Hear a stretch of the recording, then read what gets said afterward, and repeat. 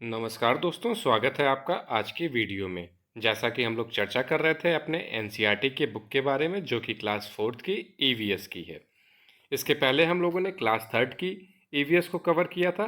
अब हम लोग क्लास फोर्थ की ईवीएस को कवर कर रहे हैं, जिसमें धीरे धीरे करते करते हम लोगों ने लगभग सारे चैप्टर को कंप्लीट कर लिया।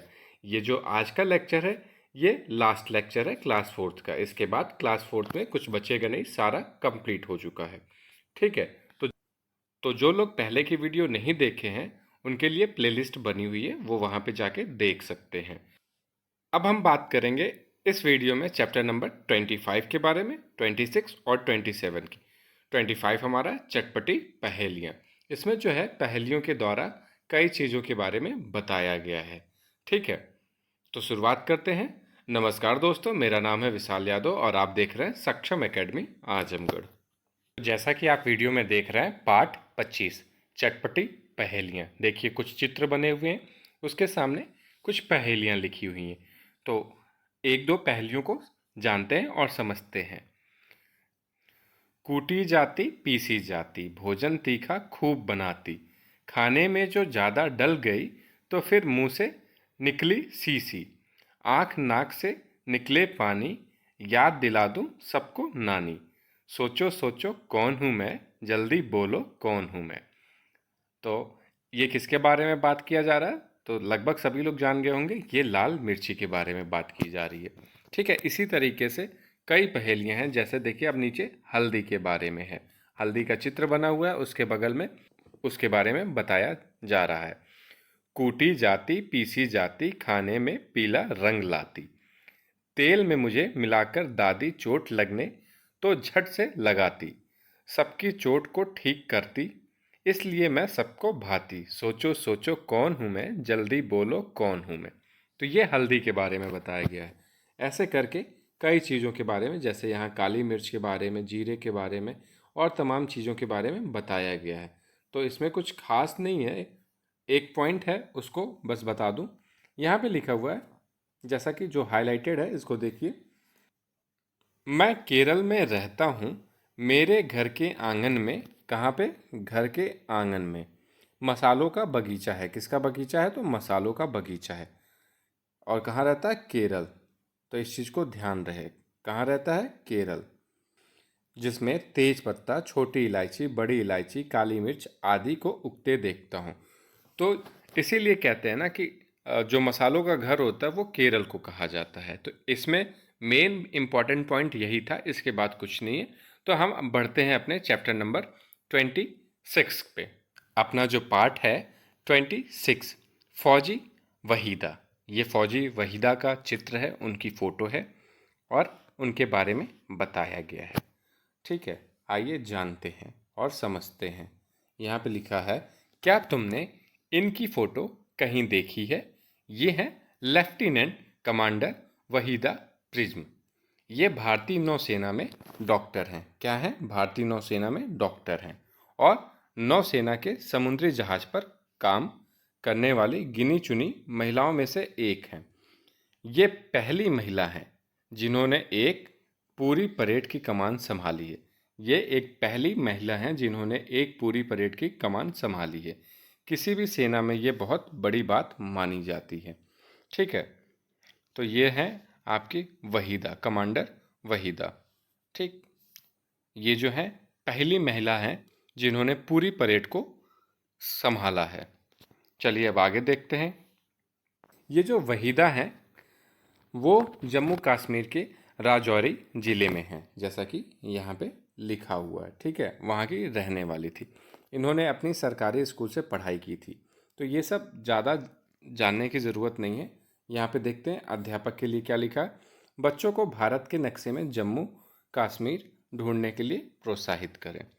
इससे बच्चों को पता चलेगा कि जम्मू कश्मीर किस दिशा में है, किस राज्य से सटा हुआ है और मानचित्र में कहाँ पर है।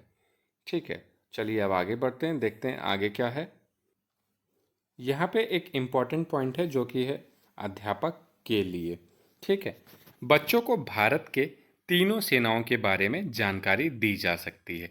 इसके लिए फौजी परिवार से आने वाले बच्चों की मदद ली जा सकती है। बच्चों को बताना चाहिए अपने तीनों सेना के बारे में, थल सेना, वायु सेना और जल सेना के बारे में बताना चाहिए। इससे बच्चों को सारी सेनाओं के बारे में पता भी लगेगा और मदद के तौर पे जो फौजी परिवार के बच्चे होते हैं उनकी मदद लेनी चाहिए, क्योंकि वो उसी परिवार में पले बढ़े हैं। वो कुछ चीज़ें बच्चों को बता सकते हैं। ठीक है, चलिए अब आगे देखते हैं आगे क्या है। यहाँ पे एक पॉइंट और है जो लिखा है अध्यापक के लिए। इस बातचीत की मदद से बच्चों को प्रोत्साहित करें कि वे भी बड़ा बनने का सपना देखें और उसके लिए मेहनत करें।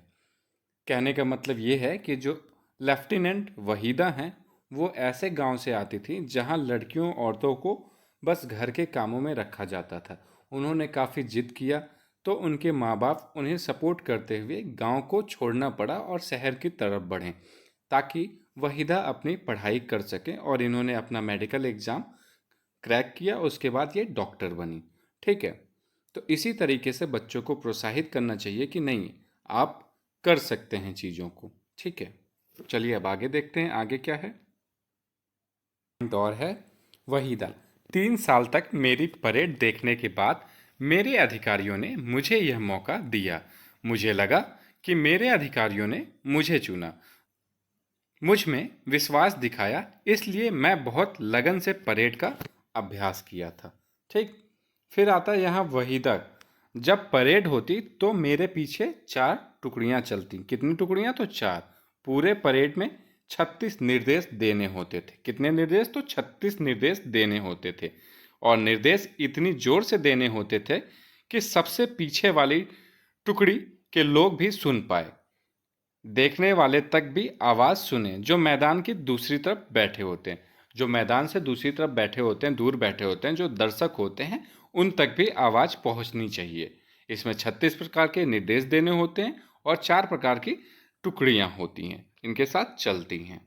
ठीक है, चलो अब आगे देखते हैं इसमें क्या लिया हुआ। इसमें एक पॉइंट और है अध्यापक के लिए। इस पाठ को पढ़ाते हुए अन्य व्यवसायों की भी चर्चा करवाई जा सकती है इसमें, ताकि बच्चे अन्य व्यवसायों के बारे में भी जानें, उनमें रुचि लें। ठीक है, चलिए अब आगे देखते हैं आगे क्या है। यहाँ पे एक पॉइंट और है अध्यापक के लिए। इस बात पर जोर दिया जा सकता है कि अब महिलाएं भी बड़ी संख्या में तीनों सेनाओं और पुलिस में जा रही हैं।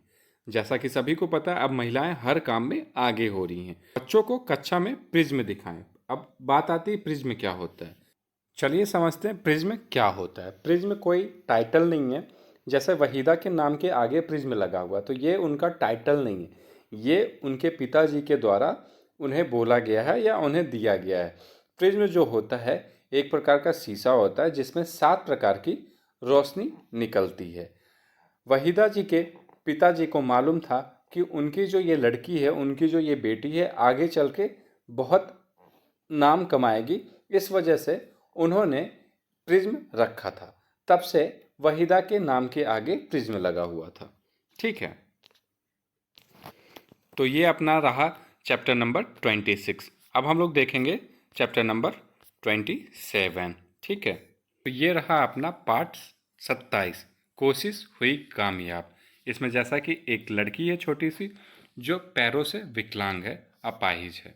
ठीक है, इसमें बताया गया है कि इसने कितनी कोशिश की स्कूल जाने की, अपने पापा से जिद किया। इसके पापा ने क्या किया, साइकिल लाई, वो व्हील चेयर वाली, ताकि ये स्कूल जा सके। फिर बच्चों ने मिल के रास्ता बनाया, प्लेन रास्ता बनाया गया। ठीक है, ताकि ये आराम से जो है अपने स्कूल जा सके। ठीक, जैसा कि आप देख रहे हैं ऊबड़ खाबड़ रास्तों से बच सके, यहाँ पे देखिए दिखाया गया है। ठीक है, तो इसमें कुछ खास पॉइंट नहीं था। जैसे ये प्लेन रास्ता बनाया गया ताकि ये घर तक आराम से पहुंच जाए। ठीक है, तो इसमें कोई ऐसा पॉइंट नहीं है जो आपके एग्ज़ाम के पॉइंट ऑफ व्यू से इम्पोर्टेंट हो।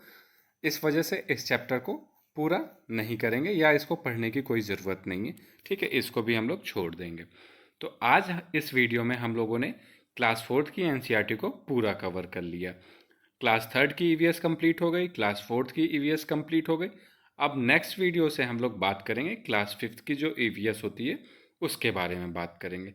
ठीक है, तो जिन लोगों ने पुरानी वीडियो नहीं देखे हैं वो जाके प्लेलिस्ट से देख सकते हैं। और अगर आपको वीडियो अच्छी लगी हो तो लाइक करें, शेयर करें, कमेंट करें और चैनल को सब्सक्राइब करें। ठीक है, थैंक यू।